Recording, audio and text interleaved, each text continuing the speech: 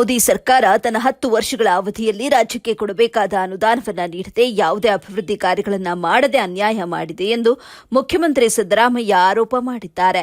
ಬಂಗಾರಪೇಟೆ ಪಟ್ಟಣದಲ್ಲಿ ಕಾಂಗ್ರೆಸ್ ಪಕ್ಷದ ವತಿಯಿಂದ ಆಯೋಜನೆ ಮಾಡಲಾಗಿದ್ದ ಬೃಹತ್ ರೋಡ್ ಶೋ ಕಾರ್ಯಕ್ರಮದಲ್ಲಿ ಭಾಗವಹಿಸಿ ಮಾತನಾಡಿದ ಅವರು, ಪ್ರಧಾನಿ ಮೋದಿ ಅವರು ರಾಜ್ಯಕ್ಕೆ ಬರಬೇಕಾಗಿದ್ದ ತೆರಿಗೆ ಹಣದ ಹಂಚಿಕೆಯಲ್ಲಿ ಅನ್ಯಾಯ ಮಾಡಿದ್ದಾರೆ. 15ನೇ ಹಣಕಾಸು ಆಯೋಗ ಶಿಫಾರಸು ಮಾಡಿದ 11,495 ಕೋಟಿ ಹಣವನ್ನು ಬಿಡುಗಡೆ ಮಾಡಲೇ ಇಲ್ಲ.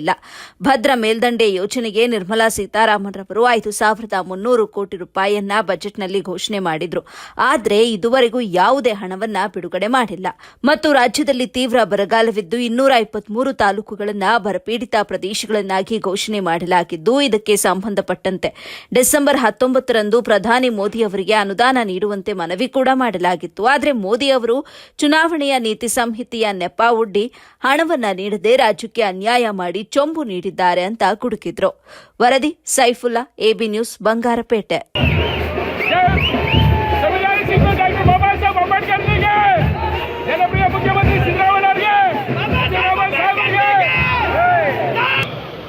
ಶಿಲಗಟ್ಟೆಗೆ ಬೇರೆ ಹೋಗ್ಬೇಕಾಗಿದೆ. ನಾನು ಅದಕ್ಕೋಸ್ಕರ 26ನೇ ತಾರೀಕು ಮರಿಬೇಡಿ.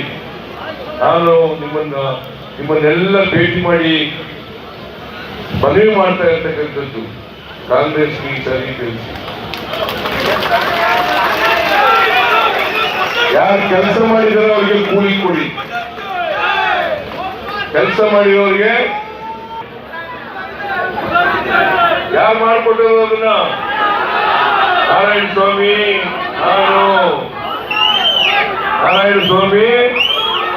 ನಾನು ಅದೆಲ್ಲ ಜ್ಞಾಪಕ ಮಾಡ್ಕೋಬೇಕಲ್ವಾ? ನರೇಂದ್ರ ಮೋದಿ ಅವರು ಹೇಳಿದ್ದಾರೆ, ಟ್ಯಾಕ್ಸ್ ಕಟ್ಟ ಬೆಂಗಳೂರು ಸಿಟಿನಲ್ಲಿ ಟ್ಯಾಂಕರ್ ಸಿಟಿ